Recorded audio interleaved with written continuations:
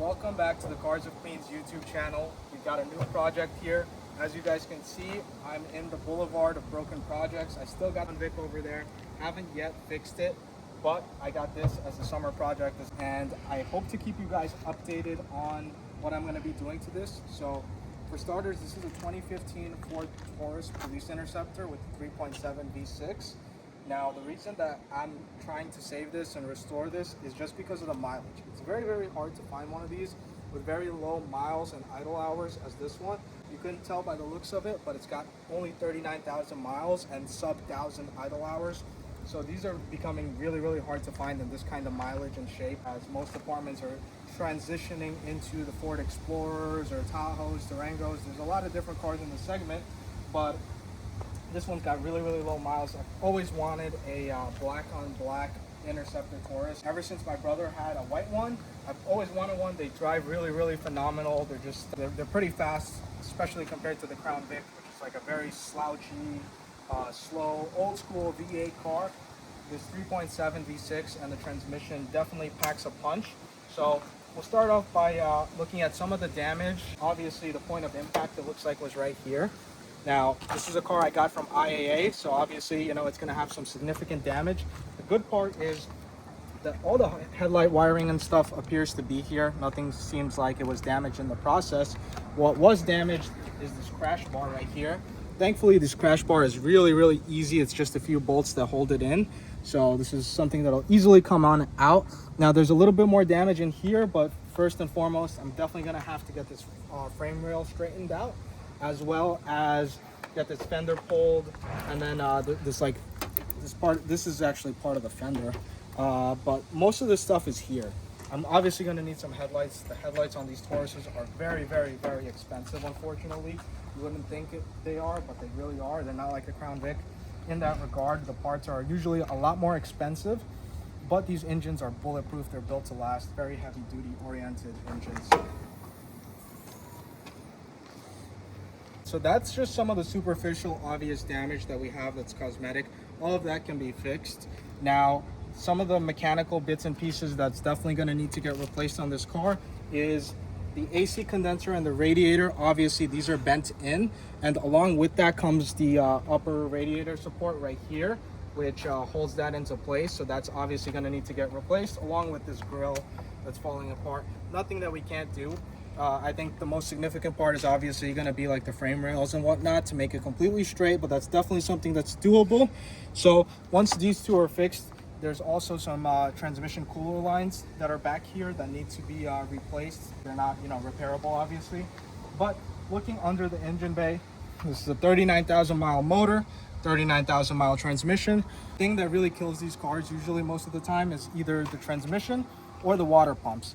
Now, this one's never had a water pump done. It's a weird design. The water pump's all the way at the bottom of the engine on these cars, so that makes it a very, very labor intensive job. A lot of shops, they'll remove the engine, just completely. It's literally easier sometimes to remove the entire physical engine to get to the water pump at the bottom, do the water pump, and then put the engine back into place. But other than that, obviously it's going to have some coolant leaks because the radiator's mangled. So I'm not going to turn on the car until it's actually repaired. But how I'm going to get this car fixed up rather cheaply is it's a lot cheaper just to have a whole entire parts car as opposed to buying every individual part. So I do have a parts car on the way for this vehicle already. So that's kind of what's prevented me from fixing that Crown Vic, is just all my other projects. That car, it's going to be a lot easier to get a parts car because I have a lot of Crown Vics that need a lot of different things. But overall, ran the car for about a minute or two because obviously I don't want it to overheat, but the engine runs and drives, started right up, purrs like a kitten, very, very quiet, as you'd imagine with a 39,000 mile engine. So we're going to shut the hood. Now we're going to take a walk around of the car, show you guys the rest of the vehicle. I'll start off at the wheels. Now these wheels, they're interchangeable with the Ford Explorer, same exact wheel. Good thing is I have really, really good tires on them. All four of them are pretty much brand new. So this car was really well maintained by the department. I got it, it's an out-of-state car, so no rust or anything like that. Like I said, these are the same wheels they use on the Ford Explorer. Some nice chrome center caps will really complement them. Now going into the inside of this car, you're gonna have to excuse this door handle, it's broken. All right, so a few airbags deployed. I've always wanted one of these, so this didn't really deter me. Parts car's got everything I need anyway. So this is vinyl back seats for the perps. Very nice condition, as you'd imagine, with 39,000 miles. And then you want to look up front. Airbag is deployed for the steering wheel, but the interior is in nice shape, as you'd imagine, with 39,000 miles. This one is all-wheel drive, as were all of the Taurus Interceptors, the civilian model. Sometimes they came with front-wheel drive, but the back is in perfect condition. It just needs a wash. I have a bumper and some tail lights and this trim piece, and it's good to go. Police Interceptor badging right here, and over here they would have a hockey puck antenna, essentially, that went there. This side's actually in pretty much perfect shape. Only thing that it might need is some paintless dent removal. Just get that pulled out and the car's good to go. As for the driver's seat, this car didn't come with the driver's seat, so luckily from one of my other parts cars, I actually pulled out this really nice civilian Taurus driver's seat. I'm gonna change that one out too, because with the police cars, the gun belts, they destroy the seats, so oftentimes you'll have the seats ripped essentially where the gun belt would go. So it's always better to get a civilian seat. You're gonna have a lot more cushioning, because you know all the equipment the police officers wear really wears down on the seats. So that's nice. Obviously, it's gonna get a new steering wheel, airbag, all of that stuff's gonna have to get programmed and calibrated and whatnot. It looks like somebody at Ford, whoever made this, they put their initials there, as you guys can see. But these are in contrast to the Crown Vic. These are built in America at the Ford Chicago plant. What's interesting is you do get a backup camera with these. It's usually in the mirror, or it's in the center stack, and you do get Bluetooth, which is also nice. So a lot more modern than the Crown Vic is what I realized when I first got one of these.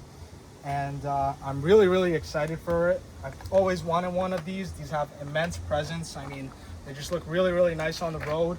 Once I get the headlights installed, the tail lights, get some of that stuff pulled, which shouldn't, you know, be too difficult. I think this car is going to come out really nice, and hopefully I get to enjoy this one for a nice long time. Quick little video showing you guys my latest car purchase.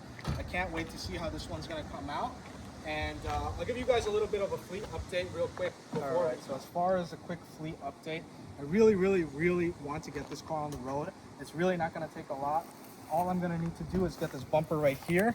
I'm going to get some of this metal pulled, and I don't know if you guys are going to notice, some of you guys that may have watched the video I made on this car initially when I had first gotten it, this trunk was completely mangled.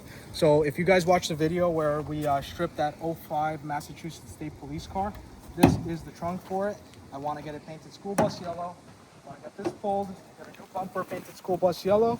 I want to get all that black gone, have it school bus yellow. I want to get these ridiculous stripes off. That'll be easy. Just a heat gun, scraper, get that stuff off. This header panel, it looks terrible. Got to get that school bus yellow. I have a honeycomb grill for this car already. Car's pretty much going to be complete. A lot of you guys have told me I should turn this into an NYPD taxi. So essentially the NYPD taxis, but the medallion number is usually starts with a 6Y. Pretty much all the LWB taxis I've seen that the NYPD has started with a 6Y. So it'd be like 6Y11, 6Y18, 6Y12, 6Y13, so on and so forth. And a lot of the highway taxis were 2W. Those usually were the shorter wheelbase, so the regular P71 Crown Vic. So I really want to get this car on the road. I think it's literally like 80% done.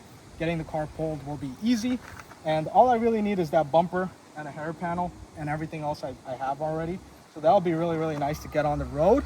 Now I got one more car we're going to do a quick update on, and then we'll be good. Now the other car that I wanted to give you guys an update on, a lot of you guys have been commenting, what's going to happen with the NYPD 911 Econoline? So as of right now, this has actually been my parts hauler. I've been getting a lot of parts. This car comes in handy so many times. I mean, it's very useful. It's so big. You can fit so much stuff in this car. It's a great vehicle for parts hauling. And once 2026 comes, I want to retire this car. This car's you know, almost outlived its usefulness. I mean, it'll run forever. you know, even though it's misfiring and stuff, I put a brand new battery in it and it runs and drives like a top. And but the end goal is obviously to restore this. It's definitely a great parts hauler, but I'm thinking of getting maybe like a Chevy Express or a newer Econoline. Both really solid options. I want to get the Chevy though. Hopefully a Super Duty as well. Hopefully restore this one. And the problem with this one is you guys can see like there's like rust that's starting to grow. This stuff, you don't want to let it get out of control. On the other side, it's a little bit worse. Down here, you start to have some holes, and this stuff is scary, especially on a car like this. It's not a car that's replaceable. You know, this is stuff that you want to take care of early on. I wish I got this car earlier, or it was taken a little bit better care of, but being that people that had it before me were contractors, they did construction, they didn't really take care of the car. Put a bunch of new parts in it, but it needs a lot more. So I really want to get this one into the shape that it should be in. That's what's hopefully going to happen this winter. So as you can see, just a lot of rust. That's the only thing I'm concerned about, the rust that's eating up this car. But other than that, I have a bunch more new cars, hopefully a lot more new content for you guys. So if you guys enjoyed this video, stay tuned for the content on the Taurus, and I got a few other projects I want to introduce you guys to. And if you guys enjoyed, be sure to leave a like, comment, and subscribe, and I'll see you guys on the next one.